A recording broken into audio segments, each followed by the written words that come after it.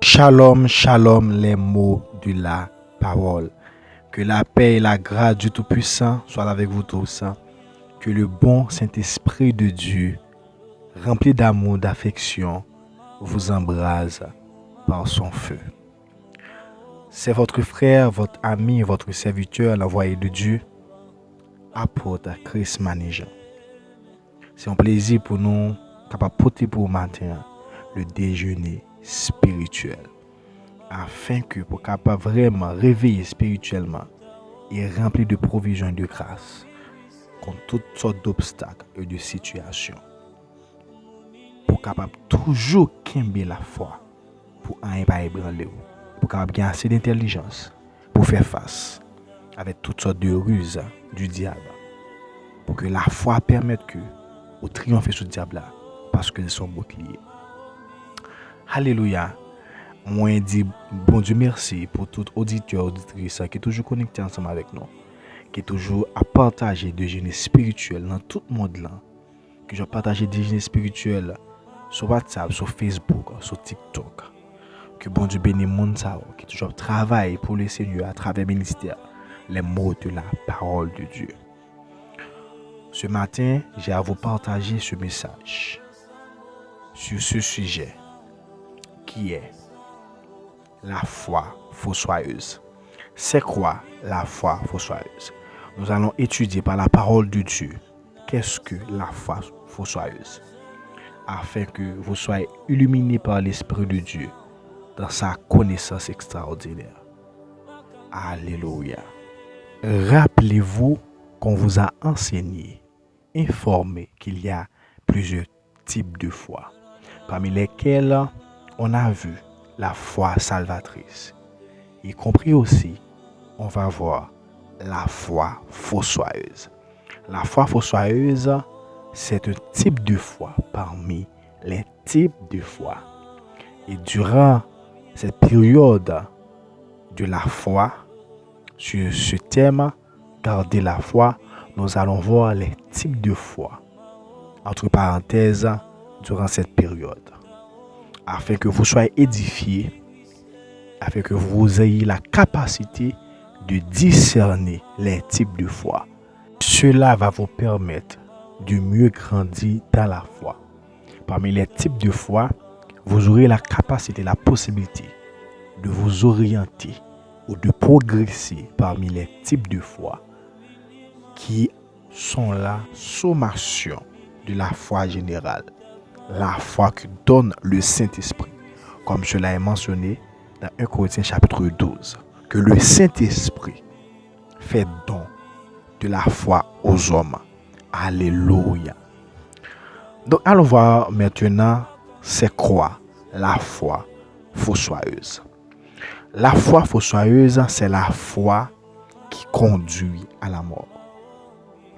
La foi fossoyeuse, c'est la foi qui fait périr le cœur de la personne qui la possède.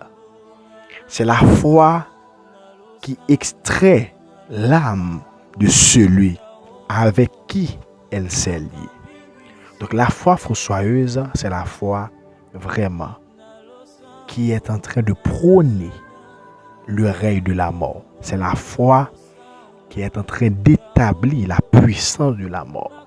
C'est la foi qui établit vraiment la puissance du diable. Oui, car la puissance de la mort, c'est la puissance du diable. La foi fossoyeuse, c'est une foi en elle-même qui est morte. C'est une foi sans vie. C'est une foi sans substance nutritive. Et cette foi-là fait périr ce qui la possède. Dans cette foi-là, il se trouve que des particules infectées, des bactéries toxiques qui empoisonnent celui qui la possède. La foi fossoyeuse, c'est une foi remplie d'impuretés qui contient des mensonges. La foi fossoyeuse est construit par le diable, par des idéologies philosophiques hérétiques, par des raisonnements erronés, des raisonnements qui ne s'appuient pas sur la première colonne de la création, qui ne s'appuient pas sur la première colonne de l'existence, qui est la vérité. Donc c'est une foi vraiment qui se nage dans l'océan des ténèbres, qui noie les cœurs des hommes dans l'ignorance, dans la perversion, dans le débauche de ce monde. C'est une foi vraiment qui établit sa puissance dans le cœur des hommes afin de les détourner de la voie droite du Seigneur. La foi fossoyeuse, c'est une foi qui se trouve sur la dominance des démons, sur la manipulation du diable dans les cœurs des hommes, pour que la vérité leur soit aveuglée, pour que la connaissance de l'Éternel leur soit éloignée, afin qu'ils ne sachent pas quelle est la voie droite pour conduire l'être humain à la pureté. C'est pourquoi dans le psaume 119, le psalmiste pose au Saint-Esprit cette question, en lui disant, comment le jeune homme rendra-t-il pur son sentier? Et le Saint-Esprit va répondre, en se dirigeant vers la parole de l'Éternel.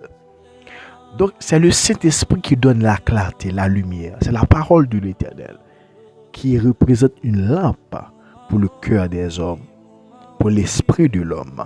Donc la foi fossoyeuse, c'est une foi vraiment qui égare les âmes que Dieu a créées dans son amour. La foi fossoyeuse est biblique. C'est une foi en elle-même qui est morte et qui est en train de prôner la mort, de manifester la mort dans l'âme des gens, afin que ces gens soient morts dans leur cœur, animés de la folie, dépourvus de leur conscience. C'est l'œuvre de la foi fossoyeuse qu'on trouve dans Jacques chapitre 2, le verset 17, qui nous révèle: il en est ainsi de la foi. Si elle n'a pas les œuvres, elle est morte en elle-même. Donc là, on parle de la foi. Si la foi n'a pas les œuvres, elle est morte en elle-même. Allons voir ce que dit le verset 26. Comme le corps sans âme est mort, de même la foi sans les œuvres est morte. La foi sans les œuvres est morte. Donc la foi peut mourir. La foi peut être morte. Et lorsque la foi est morte, cette foi-là ne peut pas vivifier l'âme de l'homme. Comme un corps sans âme est mort, de même que la foi sans les ordonnances de Dieu, la foi sans la parole de l'Éternel, la foi sans les commandements de Dieu, la foi sans l'esprit et la volonté de Dieu est morte. Donc une personne qui possède cette foi sans l'esprit de Dieu, sans les constitutions de Dieu, sans la parole de l'Éternel, est une personne qui s'entraîne dans la cause de la mort. C'est une personne vraiment qui se trouve au bord de la falaise.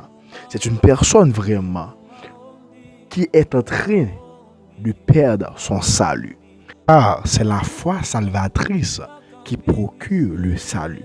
La foi en Jésus-Christ donne l'accès de parvenir à la grâce de Dieu, d'être enfant de Dieu et de sauver au jour du jugement. C'est la foi salvatrice qui donne le salut. Hors de la foi salvatrice, donc c'est la perdition, c'est la défaillance de l'âme.